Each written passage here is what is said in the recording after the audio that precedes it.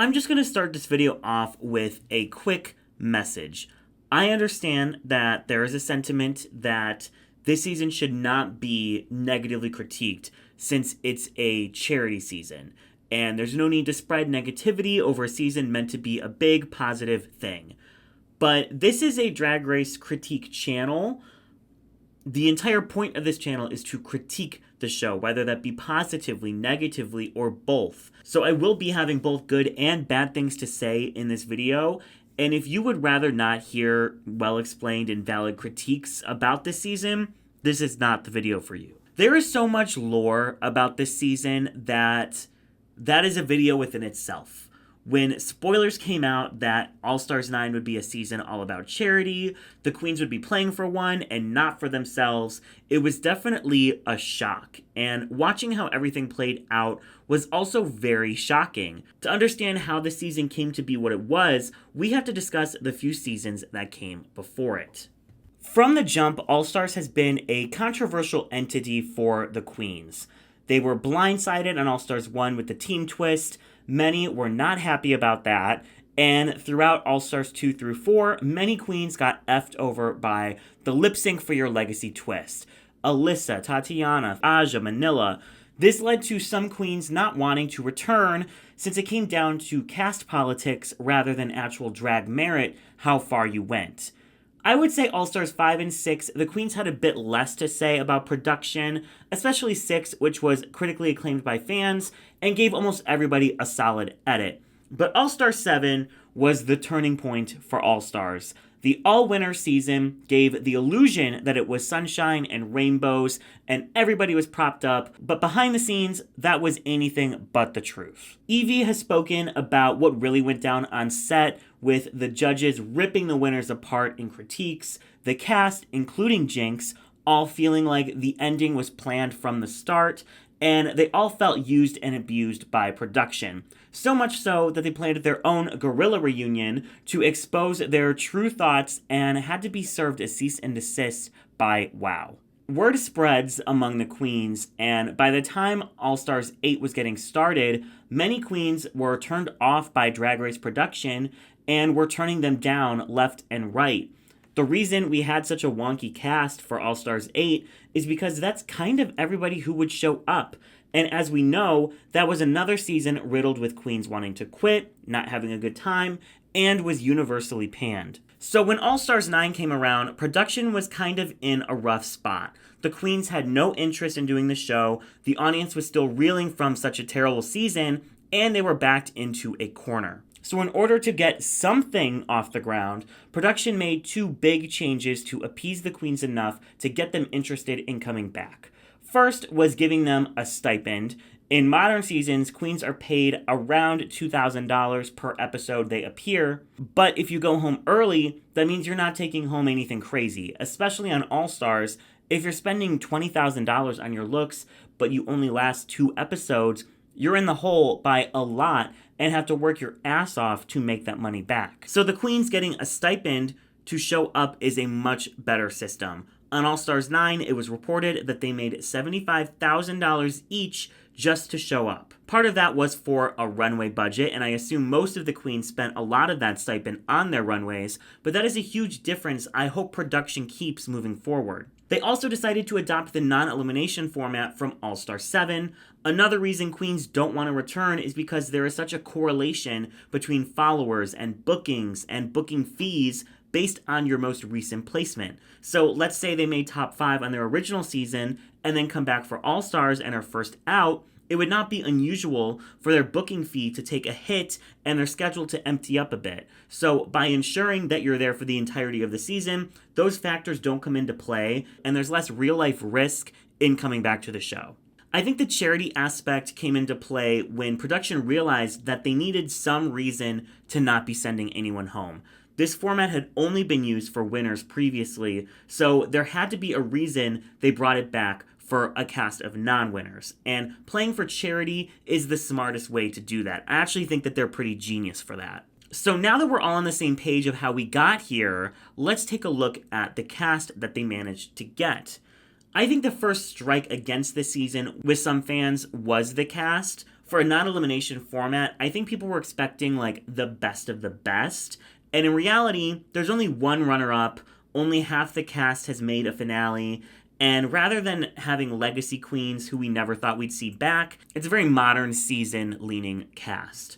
It makes sense why they chose the people that they did, though. I mean, I'm sure a lot of these queens would never have come back if they didn't get the stipend and promised to be on every episode. Nina West is traveling the country in Hairspray. Gottmik is involved in like top fashion campaigns. Vanjie has been doing reality shows. Plastique is a TikTok megastar.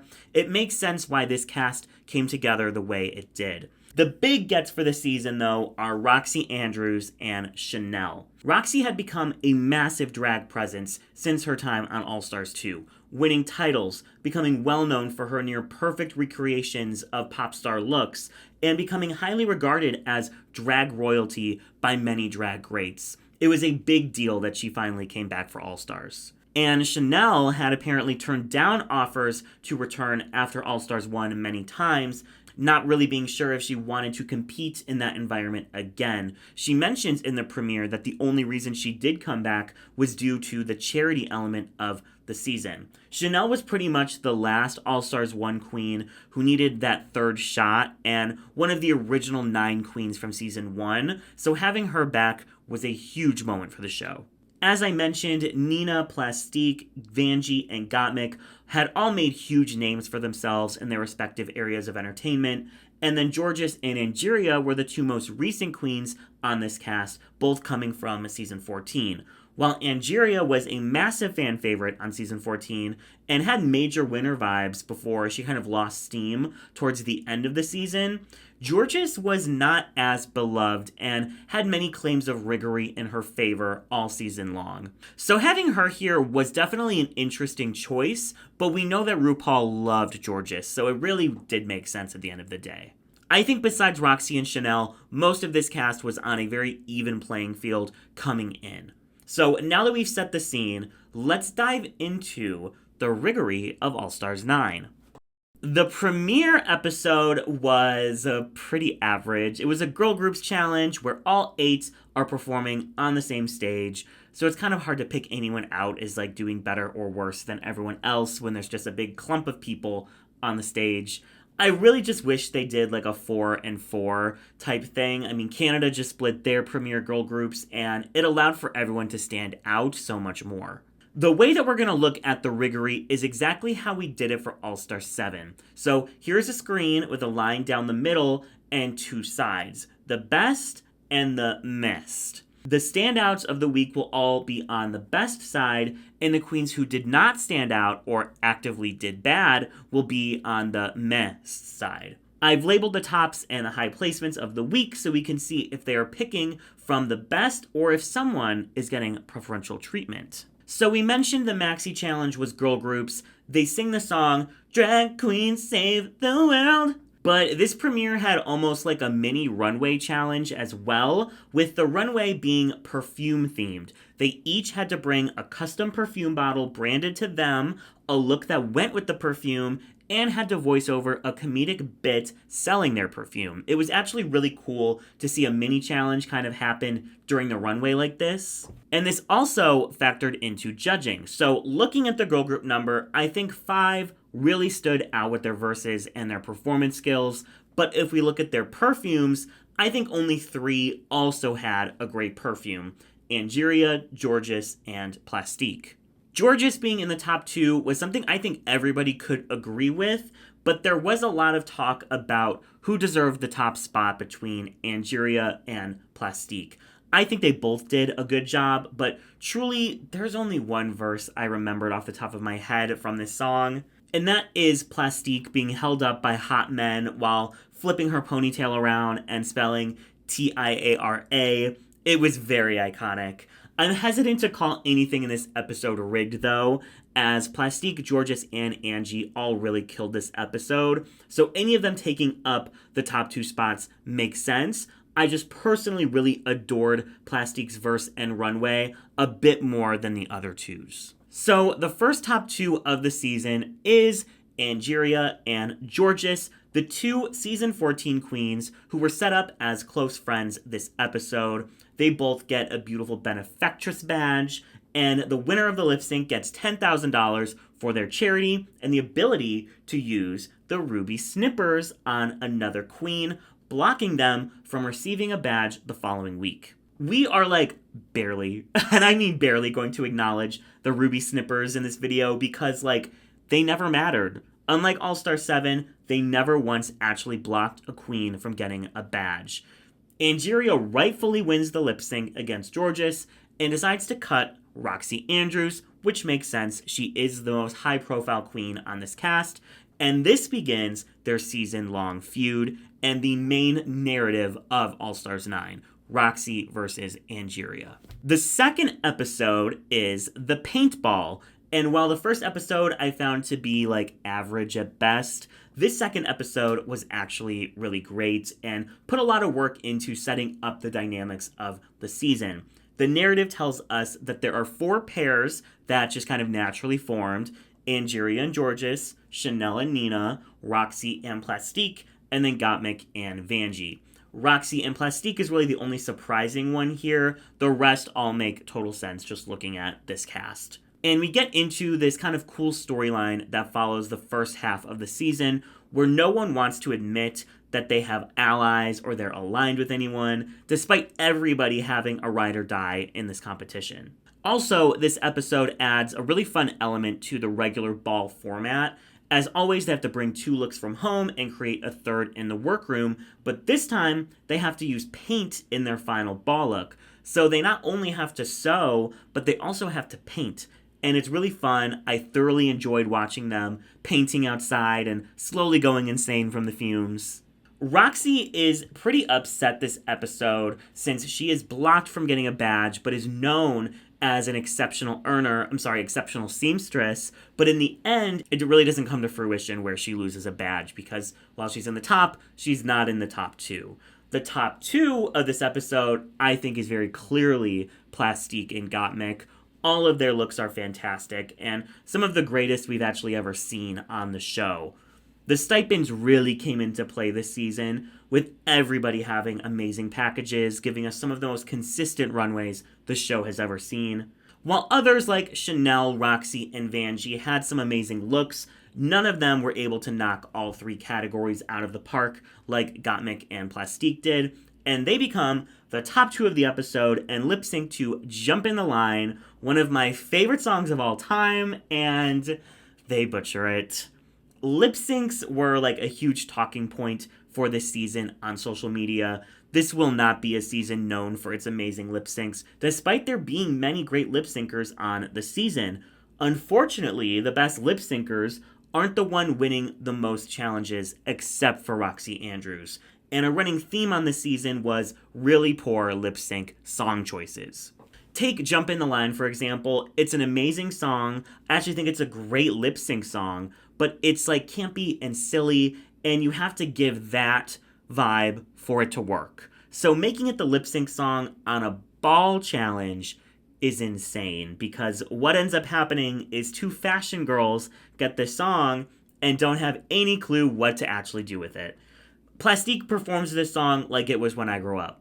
Seriously. Gottmik barely does enough to win and cuts the previous winner, Angeria, setting her up to be the most cut queen of the season. That leads us into the Snatch Game episode, and one of the major flaws of this season starts to become extremely apparent in this episode.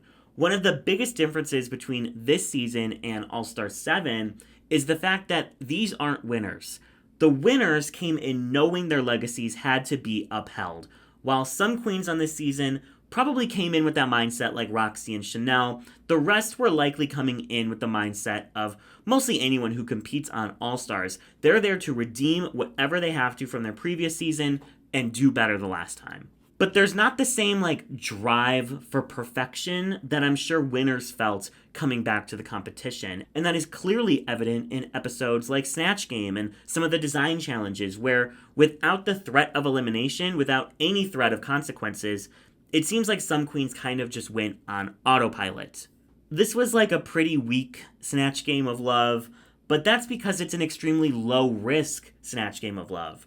They know they're not going home, and if it's a challenge they're expecting to do poorly in, the most they can lose out on is a badge and money for their charity, which I'm sure they weren't expecting to get from this challenge anyways, if they were that nervous about doing it. So there are multiple times this season where the queens are somewhat phoning it in, the lip syncs being one example, and Snatch Game being another example. If you notice, the queens who did well at Snatch Game all went into it feeling like they had something to prove. Chanel had never done a Snatch Game before and wanted to prove that she could do it at all. Angeria was part of the worst Snatch Game ever and was craving redemption from that as someone who's known as a comedic queen. Gottmik won it previously, and Nina almost won it previously. They all had either a reputation to maintain or something to prove to themselves and the audience, and that is what propelled them to the top, that drive. The other four queens did not seem to go into this Snatch Game with the same fire from what the edit is telling us, and all four of them seemed to either flounder or do the bare minimum to get by. The top four was very clear, and I would argue after Gottmik's insane runway that the top two was as well. Angeria was very close to a top two placement here, though, and if someone felt like she deserved it over Gottmik, I would not argue. But Gottmik's risky Snatch Game character and mind-blowing runway, I would argue was enough to propel her into the top for me. Gottmik is a very interesting queen on this season. At the end of episode 3, she is the front runner for the crown, but very quickly she gets surpassed by multiple queens and never is able to claw her way to a top spot again. It seemed to me like the fire in her at the start of the season quickly goes out about midway through, and with this goes any storyline or screen time for Gottmik. She might be the most forgotten queen on the season based on the edit, which is such a shame because she's such great TV. I feel like maybe the 1-2 punch of getting paired with Nina for the makeover and then Jorgeous for the commercial might have lowered her spirits, since she was paired with a queen who did not excel at the challenge that she was paired with Gottmik for. And by the roast, Ru is calling her out for losing some of that spark. So you pair that with being blocked for a design challenge right after, something that she's known to excel at. I think she realized halfway through that her winning chances were low, and I think she let that get to her. Because after this challenge, I would say the only week she truly shines the same way again is in the acting challenge, and that is totally unlike Gottmik, who is kind of a jack of all trades. I mean, she's funny, she's fashion, she's confident, and it led her to slaying most of season 13. That same energy just wasn't present for much of the season, unfortunately, but it's nice to go back and review these early episodes where Gottmik felt like a shoo-in for the finale. I'm a giant fan of hers, and her runway package this season is one of the greatest, if not the greatest of all time. I just wish we didn't see that fire in her kind of dwindle a bit throughout the season. This is also the episode where Nina West gets her first win of the season, but with her lip sync not matching the vibe of the song whatsoever, she didn't really gain much respect from the fandom for this episode. Nina obviously is a queen who gained the least, I would say, from this season. She lost thousands of followers while everybody else gained thousands of followers. Plastique gained like 200,000 followers. She only won 2 challenges, and I think people hate her now more than ever before. I'm not going to dive into the politics of all of that here. Kayla Says and I talked about it in depth on the podcast if you want to hear a nuanced discussion on that. But Nina West kind of fits strangely into this season. Like, I don't think that she fit perfectly in with this cast because she's so much different than everybody else on it. So, looking at this Snatch Game, I counted the laughs from Ru, and the top 2 completely match, with Angeria really close behind, so there's no Riggory this episode. The next episode is really the first big moment of Riggory on the season, and looking back at it now, they were crazy for this. It is the Firefighter Makeover Challenge, and unlike most makeovers, they are doing it in duos. I actually loved this episode so much until we get to the judging, But, like, I loved the firefighters that they chose. The duos were fun, especially because no one wanted to pair with their actual bestie, since that might out them as an alliance. This was just a really good episode. What makes this challenge hard is the queens have to find the middle ground of their drag with their partner. And while for teams like Jorgeous and Plastique and for Roxxxy and Vanjie, that's really not a big deal, for Gottmik and Nina, it's huge. Watching them try to figure out how to approach this challenge was super interesting since they're a duo I would never expect to see together, but they actually had so much chemistry. And they actually turned it out. I mean, I love how you can see both of them in all of the looks, and they had the most muscled firefighter and made him look like Queen Kong, which is a major compliment. Everyone did well this episode, except for the winners, which is crazy. I mean, Angeria and Chanel looked a bit disjointed from what they put their firefighter in, but he still looked great, and they had great chemistry.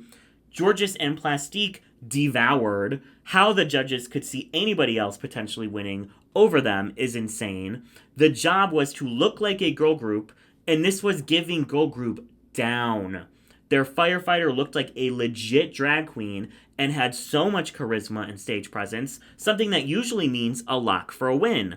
I mean, there's been so much talk about how the makeover is the most rigged challenge since there's so many factors that they can either look at or not look at, and that can change from season to season. It really is just a challenge where they give the win to whoever makes the best storyline out of it, and in this episode, that was Roxxxy and Vanjie.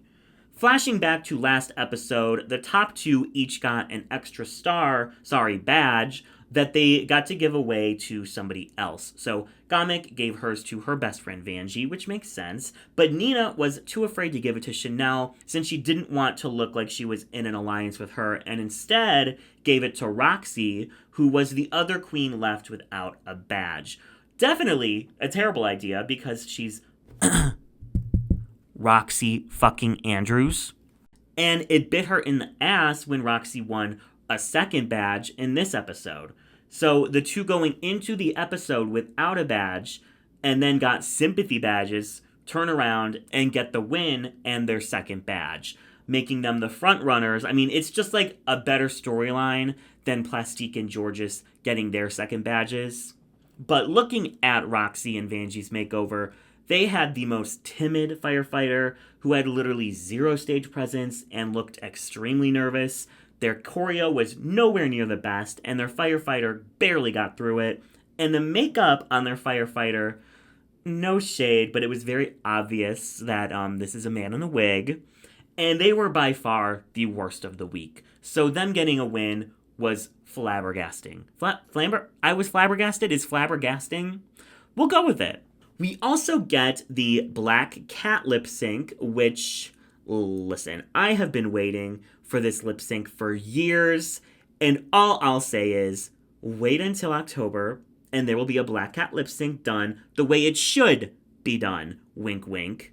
Vanjie and Roxxxy are both fine, but there's no way this was a double win. Like, just give it to Roxxxy and let's move on.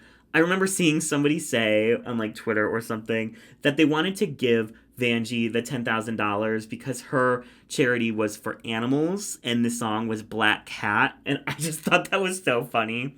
But yeah, this entire episode, it felt very produced and kind of messy, despite the first half being really, really enjoyable.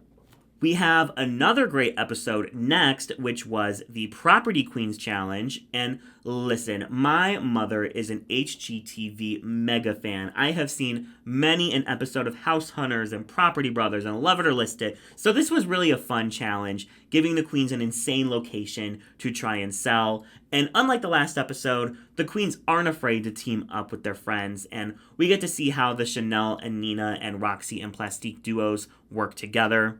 And I think it actually benefited both of them since they were probably the two funniest groups. But I also think that Angie and Vanjie were also very funny. Unfortunately, this was a very weak challenge for Gottmik and Jorgeous. I mentioned this pairing earlier, and they just were not able to make their location like pop or make their skit funny. This leads to Jorgeous breaking down on the main stage about letting Rue down, and Rue gives her some great advice on how to make comedy work for her, telling her to try and pair a masculine character with her Jorgeousisms.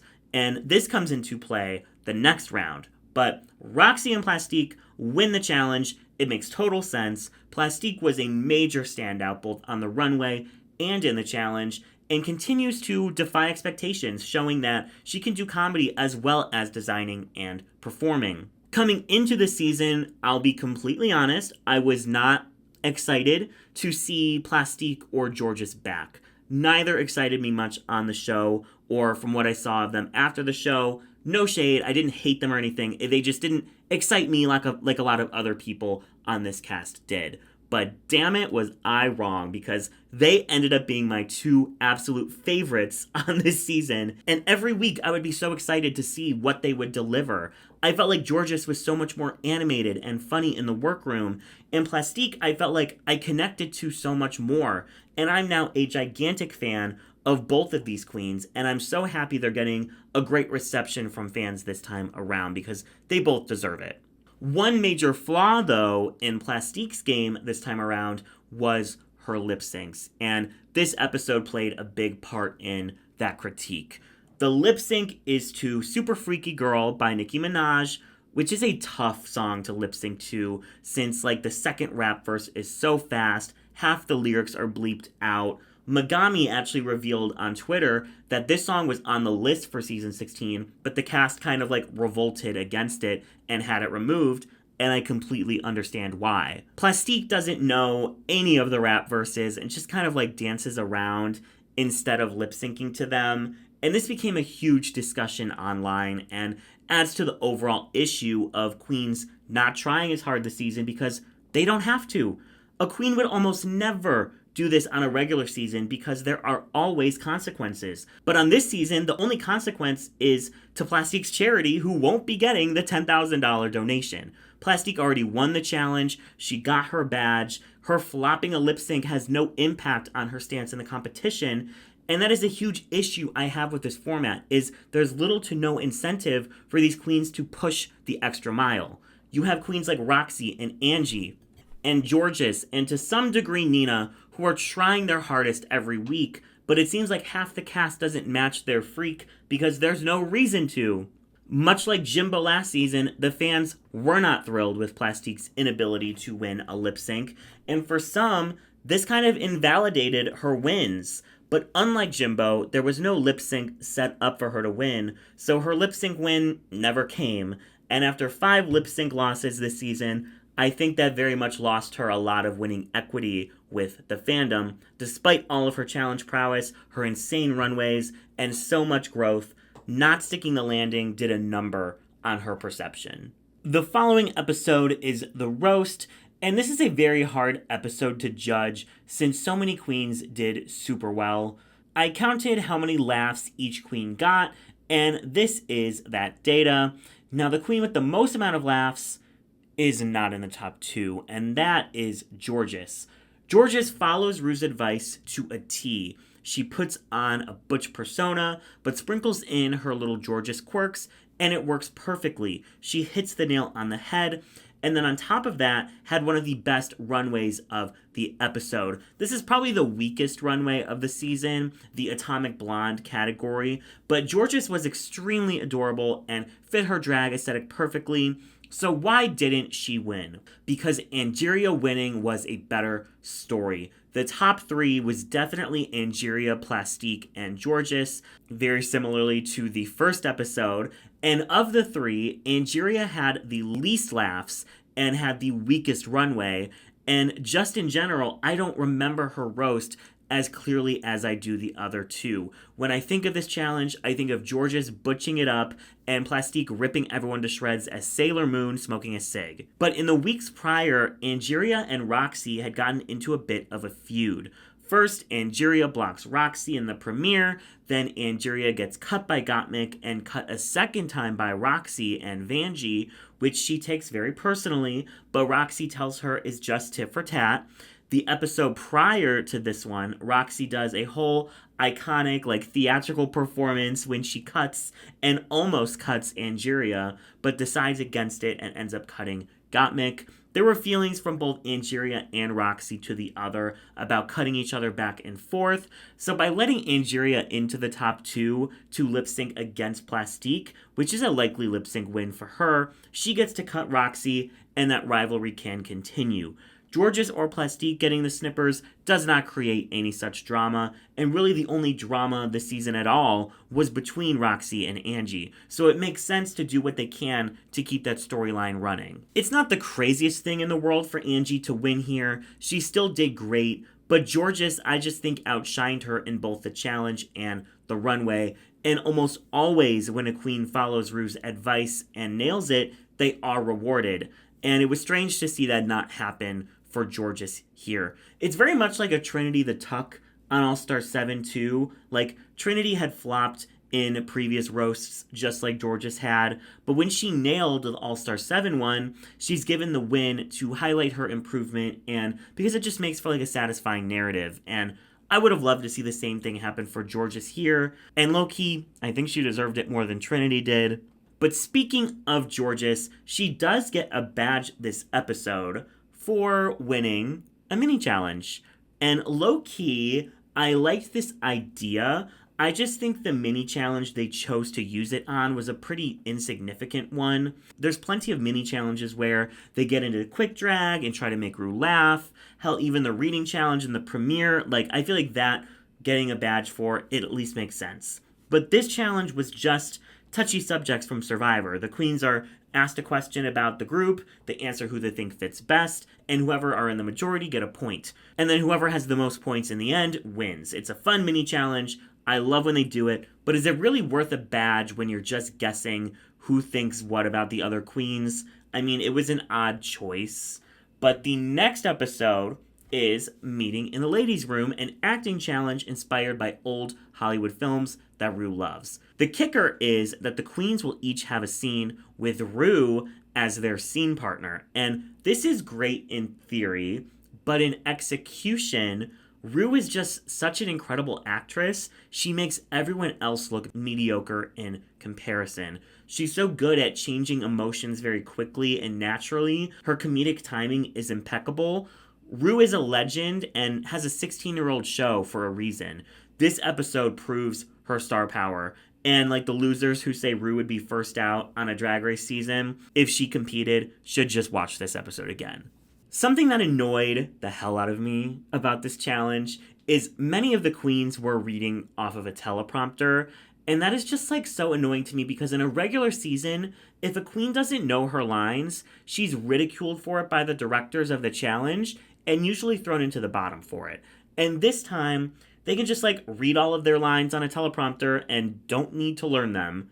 All-Stars should be harder than a regular season, and getting a crutch like this just makes me annoyed because it's another way the queens get to cut corners this season and not have to try as hard. Why should I learn my lines when I can just read them? And many queens do just that. The staging is off since the queens are angled to be looking at the teleprompter, not at Ru. And when there's a long shot that shows both Ru and the queen, this is very obvious. You can tell who's married to the teleprompter and who isn't, and I'm sorry, but I think the queens who are off book should be rewarded for that. Their scenes end up feeling less awkward, and there's definitely a noticeable difference. I think the top two here is very clear. Angeria and Nina both ate. They both had great runways. Gottmik, I will say, was also very close to a badge. But Nina and Angie both just had like this tiny little extra in their performances that made them stand out. But these three and Vanjie, I feel like were the only ones who held a candle to Ru's acting and could match her energy, with Jorgeous also doing like a pretty good job overall.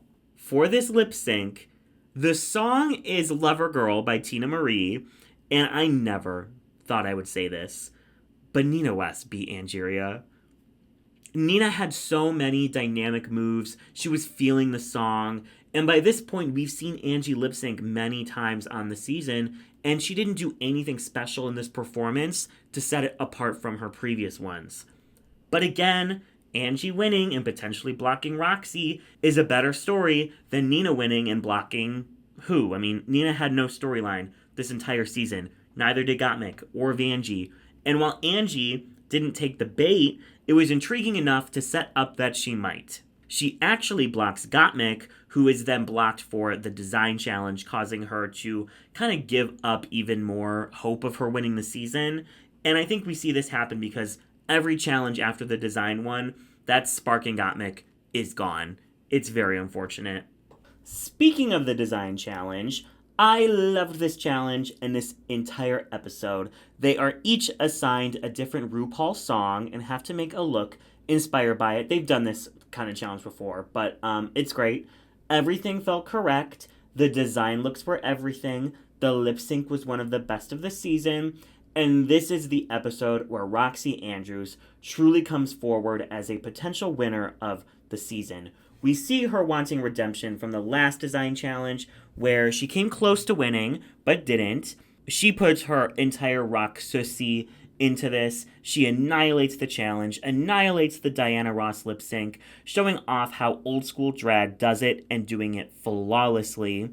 And a lot of the anger about this season is around the poor edits of Angie's win. And I felt this way about Nymphia's win as well. The season felt like it was setting up a Sapphira win, only for Nymphia to take it in the final moments. And while I love Nymphia's drag and think she deserves to win that final lip sync, of course, I just didn't know her that well or was rooting for her as much as I was Sapphira, who was set up as the main threat the entire season. It's almost the opposite on All Stars 9, where the first 7-ish episodes are telling the story of Angeria and why she deserves to take the crown, but then starting this episode and all the way until the finale, it's telling the story of why Roxxxy deserves the crown. So when Angeria takes it in the final moments, it's confusing because the edit was leading us to one conclusion, but that conclusion never happens. It's poor storytelling, and I think that they could have built up Angeria and Roxxxy together so that either winning would have felt like a rewarding moment. The choice to split the season into two narrative halves with the true winner getting focused on early, but not at the end, is insane to me. It's really, really poor storytelling. We also see that Nina West gets her design redemption in this episode. The episode kind of sets her up as potentially having another very weak design look after getting stuck with the final Ru song, not getting to choose her theme, but she ends up doing a great job and ends up in the top. I would say that Nina didn't get a lot of credit this season for her runways, but overall they were a massive improvement from her original season. She had some really awesome runways that totally gave Nina West, but elevated Nina West. I know her drag is not for everyone, but I love her campy style. She's done so much for my home state of Ohio and the queer people living here. She was raising insane amounts of money for charity way before the season started. I know she's not everyone's cup of tea, but I was really happy to see her back and proud to see her excel in episodes like this. The next episode is another one of my favorites of the season. Basically every episode from Property Queens to the Lollapalooza I really enjoyed. While the season had a slow start and a very weak end, I do think the middle has a lot to love and I thoroughly enjoyed it. But this is another very strong rusical. It is the Rosemarie's Baby Shower rusical. And as a massive horror movie fan, I was living for this episode. I always say my three special interests are drag, horror, and comics. I loved all of the references and music in this musical, and the performances were all top-notch. No one flopped or even came close. But there was a definite upper tier and a lower tier when it came to performances. And yes, this is truly the wildest episode of the season when it comes to Riggory. Chanel winning this episode is just insane. And I know that they don't want anyone feeling bad or any charity not getting any money, but wasn't there another week where they could have forced Chanel into the top 2? Or if they just waited one more episode, she gets there all on her own? Chanel had done pretty well all season long. Her only misses were in the premiere and the design challenges, but this was an episode where I think she picked a character it's almost impossible to stand out with. all of her scenes are with Angeria. She doesn't have her own solo number like everybody else does, and everyone else are just playing much more interesting characters. From Pennywise and Megan to like the actual devil, her being just like a nosy satanic neighbor was just not memorable when you have Roxxxy, Jorgeous, and Vanjie killing it as evil movie monsters. I don't think this show works when it's all happy-go-lucky, everybody wins, everybody's amazing, because things like this, like Chanel being in the top 2, have to happen to keep the board even and trying to make sure that everyone is still in the running. Because if a queen was so far out of the running, would she even try towards the end? Maybe not. We see some of that energy with Gottmik, as I mentioned before. And in the end, it's not a net positive for Chanel, who doesn't get remembered for her amazing challenge performance here. She gets remembered for a what-the-fuck win. There are so many options of who could have won this episode over her. I think Vanjie could have been a great choice.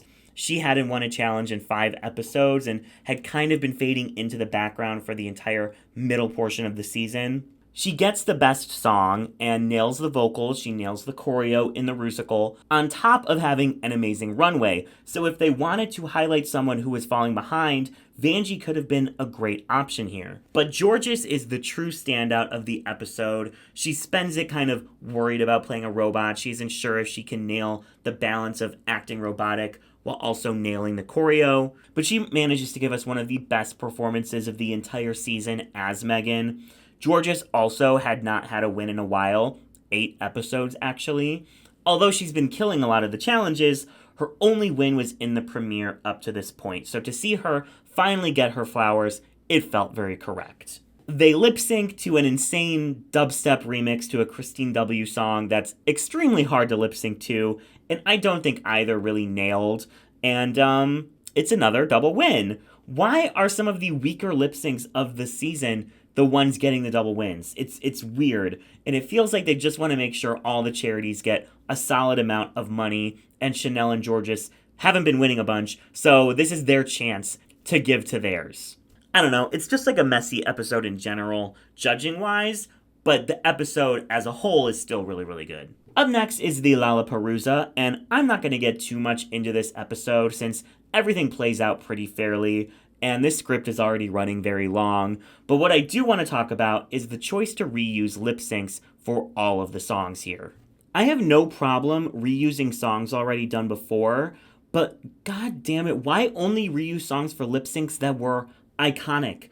I feel like it's setting these queens up to fail because take Break Free, for example. Jaden Dior Fierce and Candy Ho absolutely demolished the original version. It could have been a double save if production gave a shit about Candy Ho. Roxxxy and Chanel would have had to annihilate it to the utmost degree to outshine that original lip sync, and they didn't. So it just makes these lip syncs feel weaker by comparison. I don't remember many of the lip syncs in this episode off the top of my head, and I think part of that is because when I think When I Grow Up, I think of Coco and Lala and Denali, or when I hear Groove is in the Heart, I think Asia and Vixen. The only lip sync this episode to outdo the original was You Spin Me Around Like a Record, and that's because it's the only song on the list that's original lip sync wasn't good. There's an argument that these are all drag standards and they deserve to get used again, which I agree with, but can we use the drag standards that need redeeming first? Like I Will Survive or Oops, I Did It Again, Meeting in the Ladies' Room, Bad Romance. The choices of this Lollapalooza were insane, and on top of that, they weren't the only lip sync songs to get reused this season. Be My Lover and Lover Girl were also reused and had amazing original lip syncs it was impossible to outdo. It just feels lazy and like maybe they didn't have the budget to get lots of great songs because of the stipends that they did. So they used a bunch of songs they already have the licensing to. I don't know, maybe they probably don't even have the licensing. I don't know how licensing works, like how long it lasts for, or like if they have to pay twice to use it twice. I have no clue on that, but it was just a little bit weird for me. This was a gigantic episode for Roxxxy Andrews, who got her 7th, 8th, and 9th lip sync wins of her Drag Race career. And this is truly where it felt like Roxxxy's season to lose. She stepped on everyone this episode and made it look easy. But just like All-Star 7, a finale can change everything. The decision to make this a 2-part finale where nothing happens in the first part is literally psychotic. What were they thinking? No wonder it's the lowest rated episode of all time. But it introduces the double diamond twist, which changed nothing. And I think was always going to change nothing. But it was a new twist to make people maybe interested and maybe think that everything could change. I don't see a world where the queens don't just vote for the queen already in the lead or the queen so far behind that she can't catch up. Like, for me, this twist is a pass. Then we have the variety show, which didn't have much variety, but what else is new? And this is what I hate about this finale. It made it so Angeria winning didn't feel justified. But if you asked me before this episode if Angie deserved to win, I'd say of course. The same thing happened with Jinx on All-Star 7. Based on the season, Jinx 1000% deserved to win. Based on the rules of the finale, no, she did not. It takes a special kind of episode to give me a result I was happily expecting, but then make me feel bad about it. They bring back the triple star twist, which, why everyone, and I mean everyone, hated this twist on All-Star 7, and I get that it makes for a dramatic finish since basically anybody can still win, but there has to be a better way.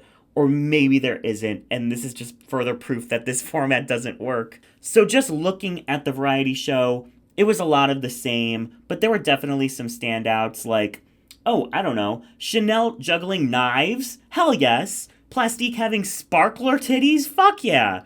This was undeniably the top two for me. They were the most unique, the most elevated, and the most memorable. Everyone else, they did fine, but for me, no one came close to these two performances. Jorgeous did great. Vanjie did great. Nina's did great. It was very on brand. I'm glad she got to show off her Entertainer of the Year talent. Absolutely no shade to Angeria Paris Van Michaels.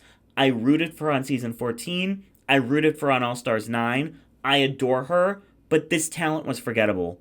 They especially fucked her over by having her go first, because after everyone that went after her, I completely forgot what she did. What she did was fine. She performed it well, but it wasn't to the level that the others were giving. And when she was top two, I almost lost my fucking mind. Like I said, I think Angeria deserved to win the season, but not based on this performance. Not based on the rules set in this finale. If that makes me a piece of shit you want to block on all platforms for saying, then so be it. And that's what makes no sense to me. Production knows these talent shows way in advance.